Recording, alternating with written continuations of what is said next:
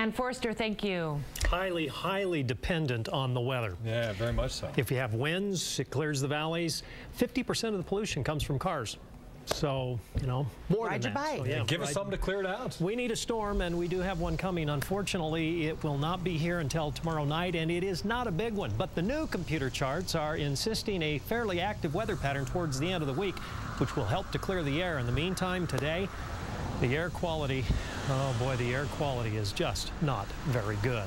Let's go to the South Ogden weather web and take a look at South Ogden. You can see the mountainside, and there you have the haze in the background. Snow this year. In fact, I want to show you a comparison of snowfall this year, Salt Lake City, as compared to Alta.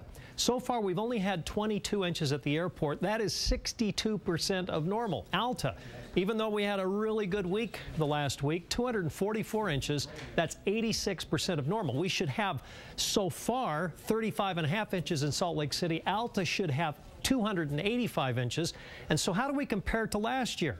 Last year, we'd had nearly normal in Salt Lake City. Alta had 308 inches by this time, and that was 108% of normal. So as you can see, we desperately need snow in Salt Lake City. We need it not only for the air quality, but also simply for the snowpack. In the north, we are really below normal, a long ways below normal in the north. The south's in pretty good shape. In fact, quite excessive in parts of the Virgin River drainage, where we are about 180% of normal. 37 in Great Falls, Salt Lake City, 43 in Denver, 66 in Phoenix. A storm along the west coast. It's disorganized, but the front associated with that storm will move inland, and that is going to bring some air movement. The stirring of the air alone will help to clear out some of the haze by tomorrow afternoon. Here's where the front will be this time tomorrow, probably on about an Elko to right around west of Las Vegas line. That front will move in Saturday night, Sunday morning.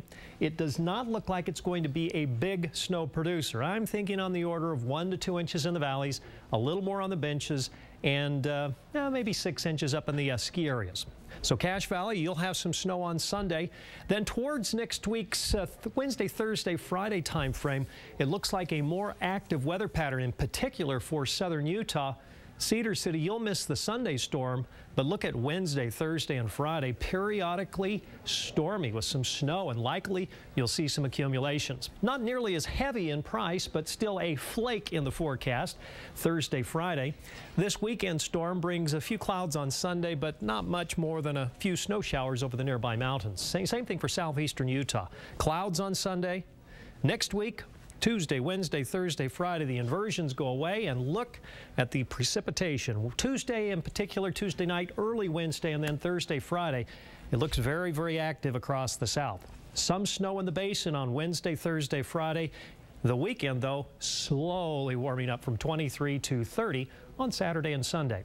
This is a 3, 4, 5-inch snowstorm for the mountains. Park City, you'll see 1 to 3 inches of snow on Sunday.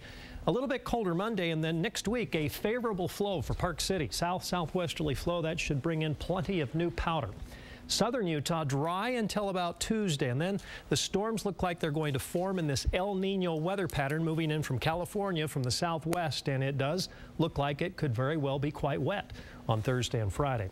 For the Wasatch Front, there's your storm Sunday. Not a big one, enough to clear the air.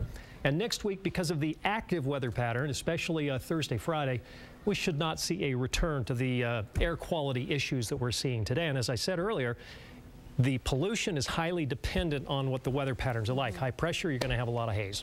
And we've had